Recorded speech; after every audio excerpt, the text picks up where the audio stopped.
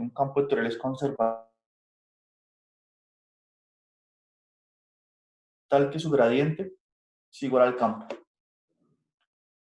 Nos interesamos en estos campos conservativos por la propiedad que les mencionaba de que si queremos calcular, digamos, el flujo o si pensamos en el campo como una fuerza, si queremos calcular el trabajo que realiza esa fuerza sobre una partícula en el plano, entonces esa fuerza no va a depender de la trayectoria que siga la partícula. La trayectoria es indiferente. Va a depender solamente del punto inicial y final de la trayectoria que sigue esa partícula. Bien, entonces eso es desde el punto de vista físico, es una propiedad positiva. Y vamos a un teorema de cuando un criterio para determinar cuándo un campo vectorial es conservativo. Bien, un criterio de tal modo que si nos dicen que el campo que depende, un campo definido en el plano, por medio de estas funciones m en la coordenada x y n en la coordenada y. Bien, recuerden que estas funciones m y n son funciones escalares y que dependen de x y de y, ¿no? Entonces, si calculamos las derivadas parciales, la derivada parcial de n con respecto a x y coincide con la derivada de m con respecto a y, entonces vamos a concluir que el campo vectorial es conservativo. Y eso ya nos va a permitir más adelante usar propiedades que derivaremos del hecho de que un campo sea conservativo. Entonces, lo positivo de este criterio es que no nos obliga, pues, a determinar esa función potencial para saber si es conservativo o no. O si lo quieren ver de otra forma, si nos dicen determine si el campo vectorial es conservativo y encuentre la función potencial, entonces uno primero tendría que verificar ese criterio, porque si esto no vale, entonces no tendría caso buscar esa función potencial. Bien, uno primero verifica que efectivamente es conservativo, es decir, que efectivamente va a existir esa función potencial, tal que su gradiente me dé el campo. Y cuando uno verifica esta condición, pues ya puede buscarla tranquilo. Bien, entonces aquí viene una serie de ejemplos muy sencillos. Dice, determine cuál de los siguientes campos vectoriales son conservativos. Bien, entonces, miremos el primer campo. La coordenada x, porque aquí aparece y, la coordenada x de este campo tiene como función esta. O sea que 10x menos 7y es esta función m, en la que se escribió la notación del teorema. Bien, esto es m.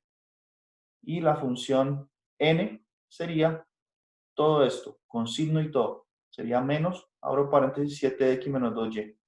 Entonces nos preguntan si ese campo es conservativo. Entonces vamos a usar el criterio. Entonces calculamos la derivada de n con respecto a x. Entonces la derivada de n es la derivada de esta función. Si divido con respecto a x me da 7, con este menos queda menos 7. Bien. Entonces la derivada de n con respecto a x es menos 7 y la derivada de m de esta parte con respecto a y también da menos 7. Puesto que coinciden por el criterio anterior, concluimos que el campo efectivamente es conservativo. Ahora, no nos pidieron que encontráramos la función potencial. Ya veremos algunos casos en el que sea necesario, en el que pidan eso. Y nos pasan este campo del ítem B. Entonces, si ustedes observan, la función m es esta que subrayé aquí. Bien. Y la función n es esta. Entonces, noten, en principio, no sería fácil sin el criterio saber si es conservativo o no. Para saber si es conservativo sin usar este criterio, tendríamos que buscar una función que cuando la derive con respecto a x de todo esto, y que cuando la derive con respecto a y de esto, una función escalar. Entonces a veces no resulta tan sencillo ver eso como si fue sencillo en el ejemplo que hice en la pizarra. Entonces veamos con el criterio nomás si es conservativo. Entonces, si yo derivo esta función, esta parte aquí, esta es m y esta es n, ¿no? Entonces, derivemos n con respecto a x, según el criterio. Entonces, si derivo n con respecto a x aquí, este es 5 pasa a multiplicar al 18, 18 por 5, 90, ¿no? Quedaría 90x a la 4 por y. Entonces, aquí está 90x a la 4. Bueno, hay que escribir aquí el y, ¿no? Aquí va un y.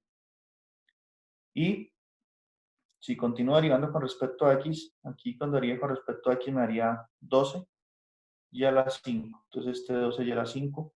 Y listo, eso es todo. Esa es la derivada de n con respecto a x. Ahora calculemos la derivada de m con respecto a y. M es esta parte. Si derivo con respecto a y, entonces aquí está y cuadrado. Este cuadrado baja, ese 2 baja a multiplicar. 2 por 45 me da 90. Entonces me daría 90x a la 4 por y. Mírenlo aquí. Y si continúo derivando con respecto a y, me haría menos, este 6 baja a multiplicar 6 por 6, 36 y a la 5. Entonces, es la derivada de m con respecto a y. Entonces, miren, aquí nos dio 90x a la 4y, menos 12y a la 5, y aquí dio menos 36y a la 5. Entonces, eso concluye que el campo no es conservativo. Por lo tanto, si nosotros, sin usar el criterio, nos ponemos a hallar una función cuyo gradiente de esto, ahí perderíamos el tiempo porque según el criterio no existe una tal función así. Bien. Entonces aquí se menciona, es también útil calcular la función potencial para un campo vectorial. Claro, esto lo veremos más adelante porque es útil, esencialmente para resolver integrales. Aquí aparece otro ejemplo. Entonces dice este ejemplo 1.9, dice, calcule la función potencial para este campo vectorial. Bien. Entonces, de entrada, ellos están diciendo que, por la forma en que se plantea la pregunta, dice que calcule la función potencial de este campo vectorial. Entonces, se está asumiendo ya que este campo vectorial es conservativo, ¿no? Se dice, solo los campos conservativos tienen una función potencial. Y efectivamente es conservativo, podemos aplicar el criterio si queremos. Está la parte de n, si derivo esto con respecto a x me da menos 7 y esto con respecto ya a menos 7. Este de hecho es el mismo ejemplo que hicimos antes del ítem A, que verificamos que es conservativo. Y entonces sí, es este campo. Entonces ahorita nos pidieron hallar la función potencial. Entonces aquí, ¿qué debemos encontrar? Debemos encontrar una función f, una función escalar, tal que el gradiente de f sea igual al campo. Es decir, que la derivada de f de esa función potencial con respecto a x me dé esta primera parte, me dé 10x menos 7y, y la derivada de f con respecto a y me dé la segunda parte, menos, abro paréntesis, 7x menos 2y. Bien. Entonces, si quieren, usemos la pizarra aquí, o aquí mismo está entendible. Dicen ustedes.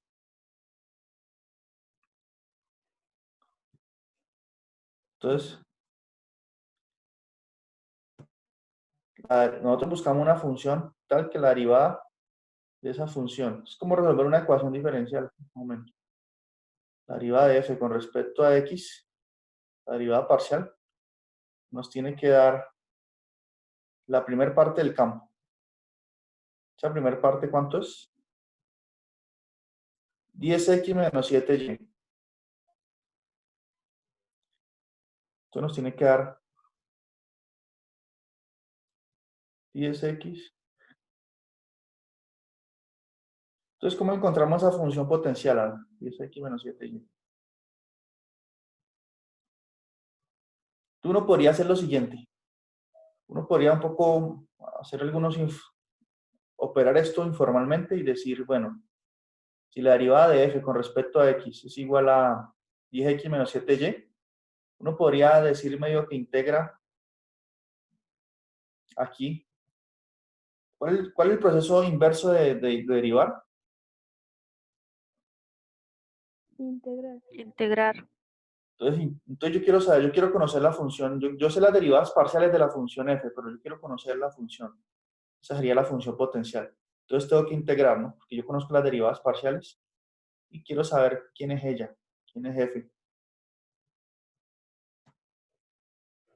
quién es. Si yo sé que la derivada con respecto a x es esa cantidad, entonces yo puedo hacer lo que ustedes dicen, integrar los dos lados. Integro aquí. ¿Con respecto a qué variable debo integrar? Que f depende de dos variables, depende de y y de x. Entonces, como está la derivada de f con respecto a x, deberé integrar con respecto a x. Y acá también, esto lo integro con respecto a x. Entonces yo puedo pensar lo siguiente, todo esto es como una mnemotecnia, no es exactamente, estos símbolos no son números, es un símbolo todo completo. Por eso lo que yo digo aquí es un poco informal, pero es como similar aquí. Y la integral de la derivada parcial de f me va a quedar con f. Vamos a decir que f de xy, f de xy, porque lo del lado derecho, este diferencial de x se cancela y me queda la integral de la derivada de f. Podemos pensar que eso ya me da f. Bien, esto está bien pensarlo así, funciona bien. Entonces me queda la integral de esta función. Como antiderivada nomás, no es una integral evaluada en ningún extremo. Entonces la integral de 10x, ¿cuánto me da? Me daría 10x a la 2 sobre 2. Es decir, que me daría 5x al cuadrado. 5x al cuadrado y la es menos 7y, ¿cuánto da? Menos 7xy. Muy bien, menos 7xy. ¿Y qué pasa cuando uno integra estas funciones que no tienen, cuando uno hace una integral sin colocar extremos de integración aquí? Uno coloca una constante, ¿no? Más c. Más c.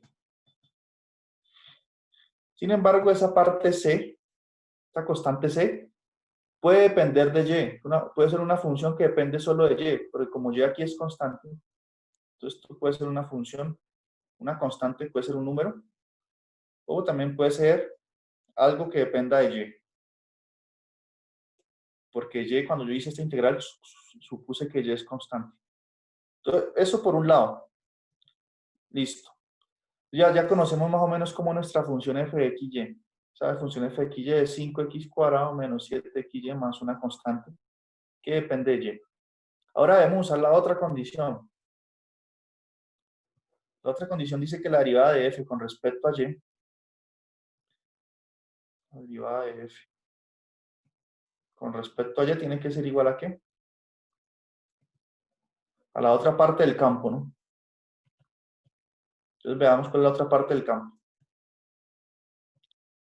Entonces noten, nuestro campo tiene como primer coordenada 10x menos 7y, esa ya la usamos. Y la otra es menos 7x menos 2y. Perdón, menos, abro paréntesis, 7x menos 2y. Entonces la derivada de f con respecto a y me debe dar esa parte. Entonces tenemos esta otra condición aquí. Bien. Entonces veamos cómo proceder para usar la otra condición. La otra condición uno la usa para determinar quién es esta constante que depende de y, en principio. No, esta constante no, esta función que depende solo de y. Entonces la derivada de f con respecto a x, como vimos, es menos... me olvidé. ¿Menos qué? Menos 7x menos 2y. Menos 7x menos 2y. Bueno, entonces aquí estoy calculando la derivada parcial de f con respecto a y. Entonces, para saber quién es f, debo integrar los dos lados ahora con respecto a y. Bien. Entonces, aquí yo tengo que f va a ser igual a c menos, cuando yo integro, puede salir de la integral y me queda menos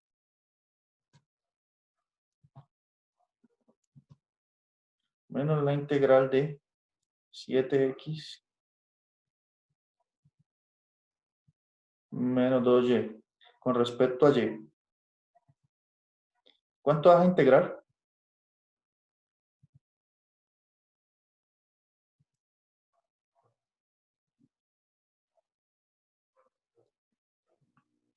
Entonces esto va a dar, cuando integro 7x, bueno, el menos queda aquí y ahí me queda, ahí. La integral de 7x con respecto a y da 7xy. 7xy. Y la integral de menos 2y con respecto a y me da menos 2y a la 2 sobre 2. Es decir, me da menos y al cuadrado. Bien. Ahora, como estoy aquí, como yo aquí hice esta integral con respecto a y, aquí me tiene que quedar más alguna cosa, alguna constante, alguna función que depende exclusivamente de x. Bien. Entonces ya tengo dos formas para la función f. F puede ser igual a, si yo distribuyo ese menos, me queda menos 7xy más y al cuadrado más una cosa, una función que depende solo de x. Bien, entonces ya usé las dos condiciones. Ahorita observemos, tengo esto por un lado y esto por otro lado. Entonces f, ese es igual a esto y también es igual a esto. Entonces miren, aquí aparece el menos 7xy y aquí también aparece ese menos 7xy. Entonces, bueno, en ese sentido ya. Y aquí aparece una función que depende solo de y. Y mire, la única función que depende solo de y es esta, ¿cierto? Entonces esa cy no es otra cosa que ese y cuadrado que está acá en la otra parte. Y aquí dice que hay una función que depende solo de x. Esa función que depende solo de x es este 5x cuadrado. Bien. Por lo tanto, f de xy es, en definitiva, haciendo el análisis que les mostré antes, porque aquí me está diciendo, la función es así, más algo que depende solo de x. Y aquí me dice que la función es de esta forma, más algo que depende solo de y. Entonces, si ustedes miran, aquí lo que depende de y solamente es este y cuadrado. Y acá lo que depende de x solamente es este 5x cuadrado. Haciendo ese análisis, concluimos que la función es 5x cuadrado menos el 7xy, que es común en las dos partes, menos 7xy, más y cuadrado.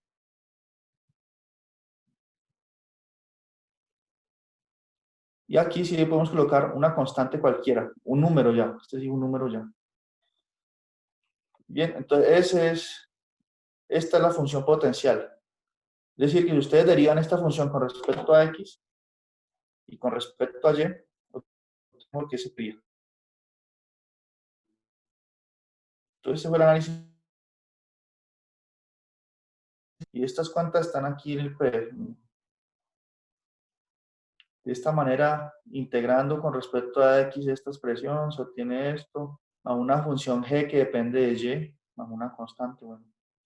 Integrando con respecto a y, tenemos una función tal que depende solo de x, igualando las dos expresiones, lo que implica que, ¿quiénes son esas dos funciones?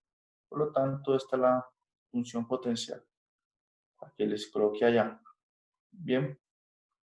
Entonces, para hallar funciones potenciales, tenemos que hacer integrales. Bien, dos integrales y hacer una comparación ahí. Porque cada que usted integra esta parte con respecto a x, va a quedar una constante o una función que depende solo de y. Y cuando integra con respecto a y, queda una función que depende solo de x. Entonces, ustedes tienen que mirar, descubrir quiénes son esas funciones usando una u otra igualdad y así concluir de forma exacta quién es la función potencial. Bien. Entonces, ¿quedó claro ese ejemplo?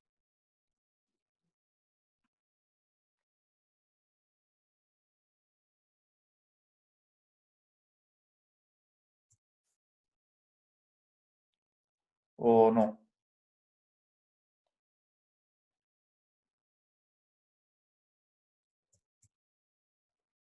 Entonces, conocer esa función potencial sí va a jugar su papel más adelante para hacer integrales. Y va a ser importante por lo siguiente. Si quieren, usemos un resultado que ustedes conozcan de cálculo diferencial para darle una idea de por qué. ¿Qué pasa si pensemos en el cálculo diferencial por un momento? Ustedes tienen una integral normal de A hasta B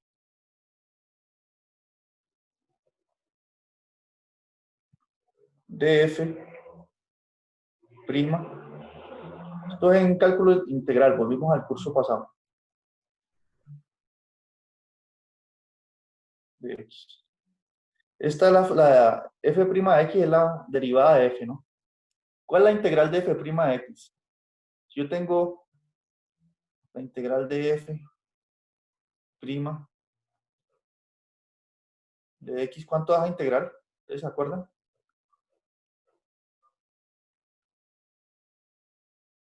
Ustedes dijeron que integrar es el proceso inverso de derivar. Entonces aquí tengo la función derivada y luego la integro. F. ¿Cuánto? Muy bien, esto da f. Por lo tanto, esta integral aquí me va a dar, ¿cuánto? Me va a dar f evaluada en los extremos. Entonces, eso me va a dar f en b menos f en... ¿Quién dijo que era f? Yo, profe, Adriana. Eso, Adriana dijo que eso era f. Muy bien. Entonces esa integral va a dar eso, ¿correcto? Entonces mire que esta integral solo depende de los extremos, como hemos hecho siempre. Ahora, nosotros cuando vayamos a hallar una integral de línea en un campo, el campo, si es conservativo, entonces podemos colocar en vez de, podemos colocar la integral de línea del gradiente de una función potencial,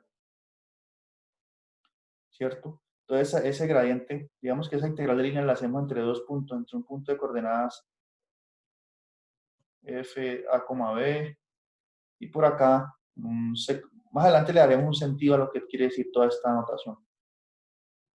Entonces, si el campo es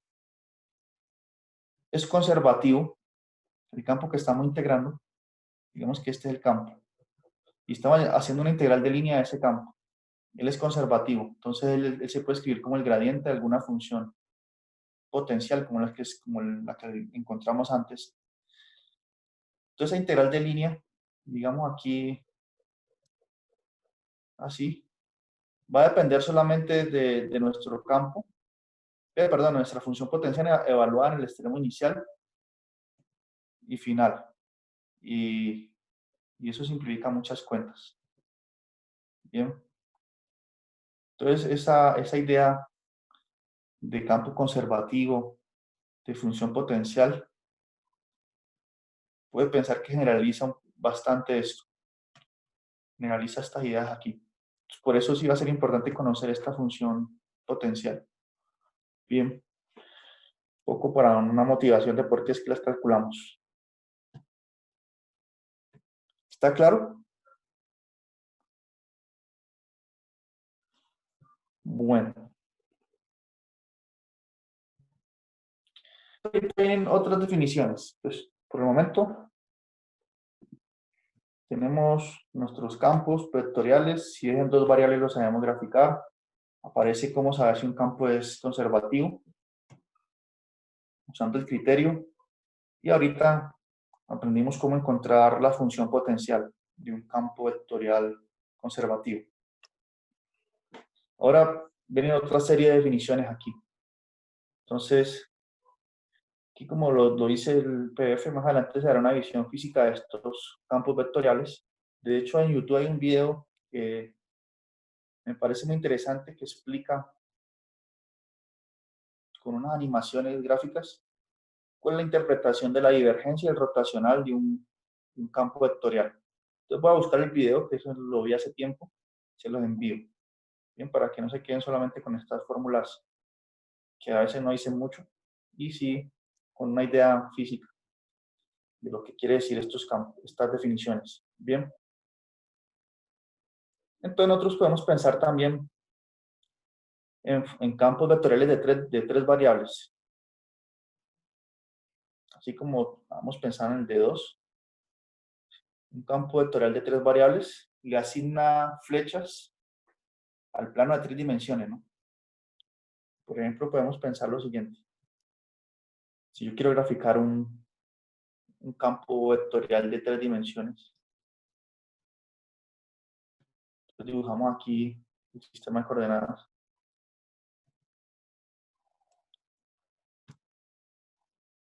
¿Cierto?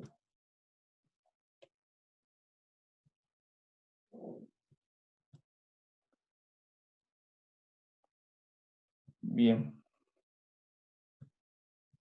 Entonces nosotros podemos pensar que ese campo vectorial puede ser como una corriente. Este es el piso, ¿no? Este es el plano XY.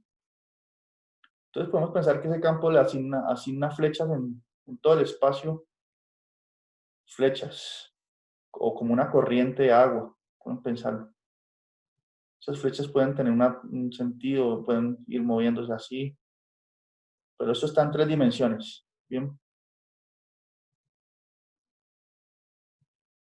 piensen eso en tres dimensiones. Entonces, como si pasara una corriente por aquí, imagínense esto un canal, una corriente de agua.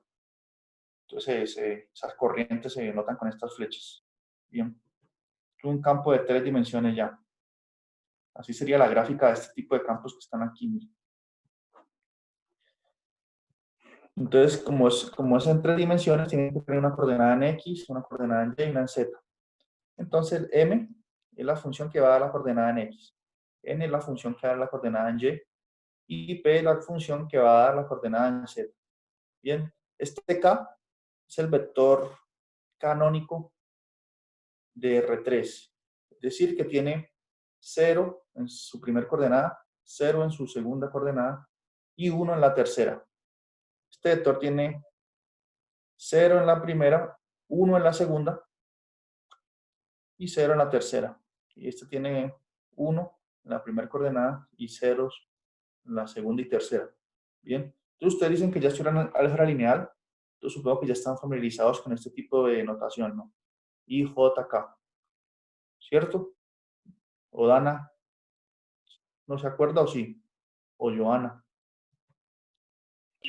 Casi no me acuerdo, profe. Bueno, entonces, esta notación que está aquí es lo mismo que decir, si uno quiere, puede escribirlo así también. O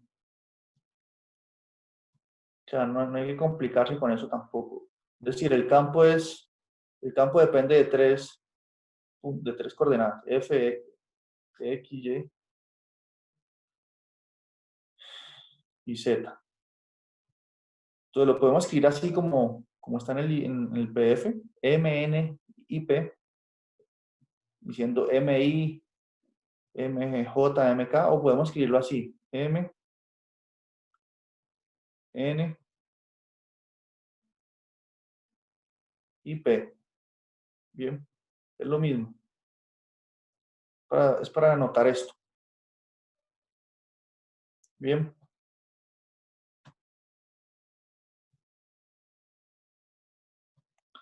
Entonces, cuando tenemos un campo vectorial de tres coordenadas, aquí donde va a tener sentido las siguientes definiciones. Entonces se define la divergencia del campo como esta función escalar que es igual a la suma de las derivadas parciales de cada una de las componentes. Entonces sería la derivada de m con respecto a x más la derivada de n con respecto a y, porque n está en la coordenada y la derivada de p con respecto a z. Entonces es la divergencia de un campo vectorial en tres dimensiones. Es esta función escalar ya. Bien. Entonces permítanme antes dar un ejemplo aquí, por ejemplo, de este campo vectorial de tres dimensiones. Miren cómo está escrito. Aquí aparece coseno de x y seno de x, j y 3k. Eso es lo mismo que escribir esta notación, lo mismo que escribir que f de xy es igual a, en la primera coordenada, doy la función coseno de x. En la segunda, doy la función seno de x.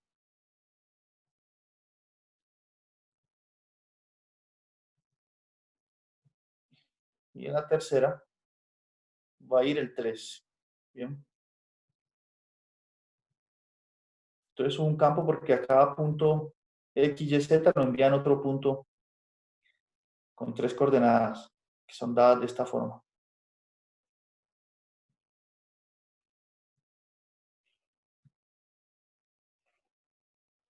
Bien. Entonces ya definimos la divergencia. Entonces la divergencia también tiene una interpretación física. Podemos pensarlo así. A ver si en el libro hay algún dibujo interesante.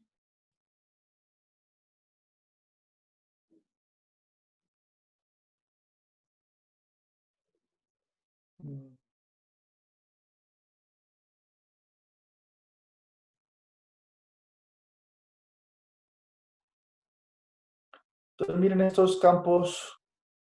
Ustedes pueden pensar en un campo vectorial y digamos que su gráfica es de esta forma, ¿cierto? Entonces noten que aquí en el origen parece que las flechas están surgiendo de aquí el origen, como que nacen de ahí. Entonces en ese caso uno dice que existe divergencia y que la divergencia es positiva, porque existe un punto en el que las flechas salen, hay un flujo de saliente. Bien, si las flechas estuviesen entrando aquí en el origen, entonces uno dice que la divergencia es negativa. Entonces, un poco esa es la idea física de este concepto de divergencia. Pero como les digo, hay un video mucho más con unas simulaciones en 3 dimensiones que nos muestran una interpretación física mejor sobre esto. Entonces, es el que les voy a enviar. Entonces, tenemos esa divergencia, ese concepto. Y también está el concepto del rotacional, de ese campo vectorial. Permítame. ¿Preguntas hasta ahí?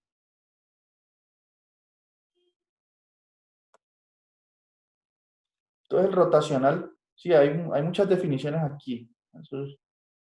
Hoy no hay muchas cuentas y sí muchas definiciones. Entonces, el rotacional de un campo vectorial de 3 dimensiones es de nuevo otro vector.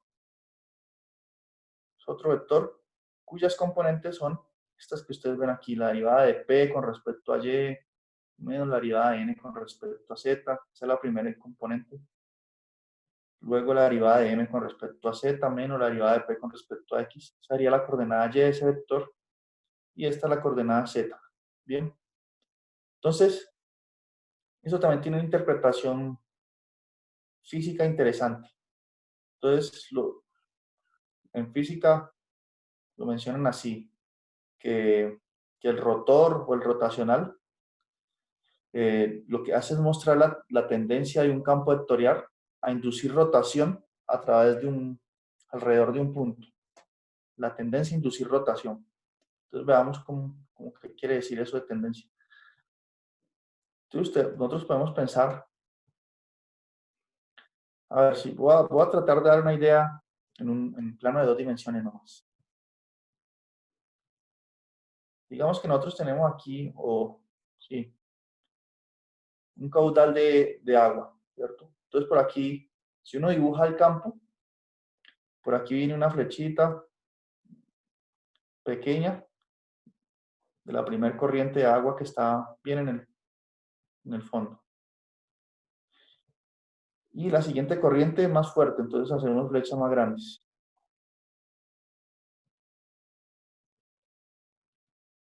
Y la otra son corrientes más fuertes, entonces flechas más grandes aún.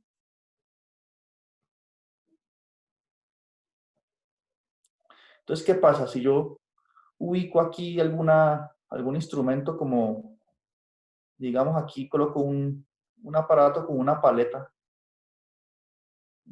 aquí, de tal forma que las corrientes peguen ahí en esta polea.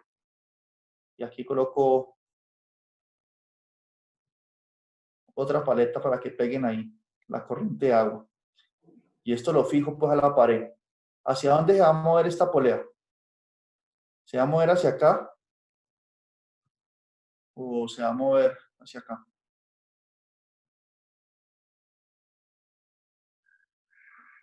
En sentido de las manecillas. Acá, ¿cierto? Porque las corrientes pegan más fuerte acá. Entonces genera este movimiento así. Correcto. Entonces miren que aquí en este punto se genera esta rotación. En ese sentido.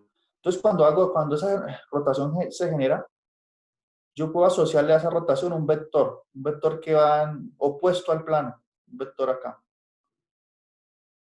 Entonces, si ese vector es muy grande, quiere decir que está rotando con mucha fuerza. Es decir, si suponemos que estas corrientes de agua son esta corriente aquí es muy fuerte, entonces y esta de acá abajo son muy débiles, entonces, claro, esto dominaría y rotaría con mucha fuerza y este vector se hace más grande. Se podría hacer mucho más grande hasta por acá. Entonces, el rotor se hace grande. Si esa fuerza es pequeña, entonces la rotación sería un vector por aquí nomás, si medio rota, si las corrientes son casi iguales. Y si las corrientes tienen toda la misma magnitud, ¿será que esa polea rota o no rota? Si estas corrientes de aquí todas son igual magnitud, No rotaría, profe. no rotaría. Entonces, esto que me está diciendo, que si tenemos un campo vectorial constante en cada punto, no tendríamos rotor, no habría rotación. Entonces, más o menos, esta es la idea del rotacional de un campo vectorial. Y ese efecto que yo estaba mostrando ahí, matemáticamente se plasma así, con estas derivadas parciales. Bien. Cuando el rotor de F es igual a 0, se dice que F es un campo irrotacional. Bien, entonces ahí tenemos ese tipo de